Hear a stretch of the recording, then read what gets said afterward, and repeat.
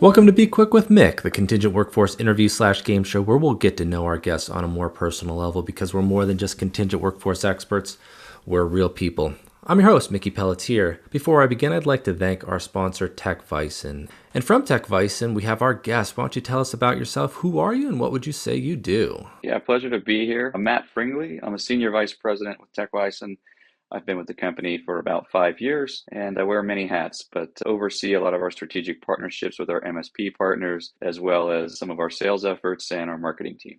Well, I'm excited to have you here. You and I have known each other for about 18 years now, so it's a privilege to have you here on the show. So let's get personal. Question number one, if you could instantly learn any skill, what would it be and why? I would absolutely pick learning a language. I love to travel and experience new cultures in the world. If I could go anywhere and immediately understand what was being said around me and communicate with people in different countries, I would absolutely choose that in a heartbeat. Yeah, I think that'd be a good one. I think professionally as well, any company would love somebody that could go into any country and just speak the language. So that's a great one. Let's go with the next question. If you could switch lives with someone for a day, who would it be and why? Man, I'd have to pick Mo Salah, striker for Liverpool, and having come off of just winning the Premier League for the second time in a very long time, it would be great to be him knocking some goals for Liverpool and then maybe do that on the day where they get to lift the trophy here in 2 weeks.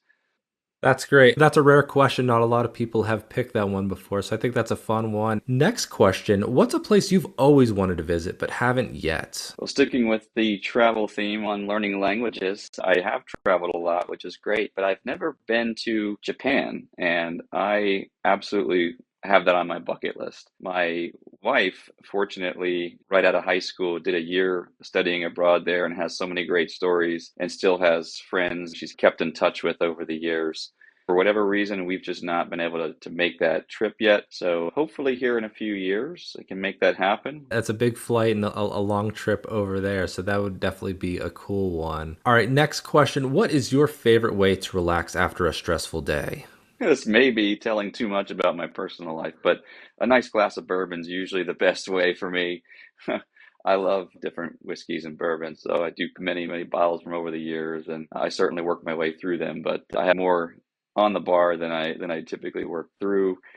I do enjoy a glass of bourbon usually every day. That's good to know. I don't feel I'm as cultured with that type of stuff, so I'll always take recommendations. But now it's time to move on to our book of truth. Matt, can you pick a number between 1 and 600 for a random question? Let's go with 247.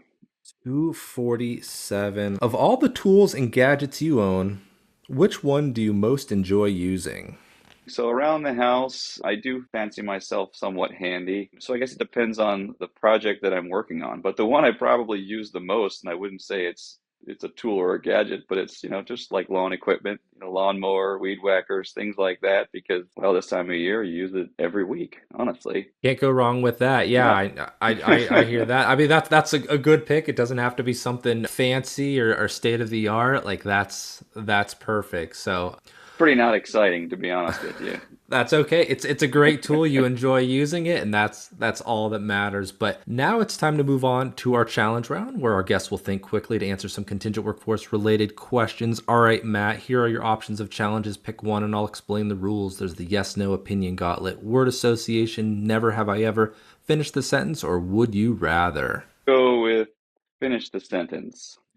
Finish the sentence. Okay. I'll start a sentence and you have to briefly finish it however you see fit with the first thing that comes to mind. There is no right or wrong answer, and we'll get as many in as we can in under 60 seconds. Let's begin. The key to a successful contingent workforce program is Great talent. a common misconception about contingent workers is Job hopping. what excites me most about the contingent workforce industry is The people.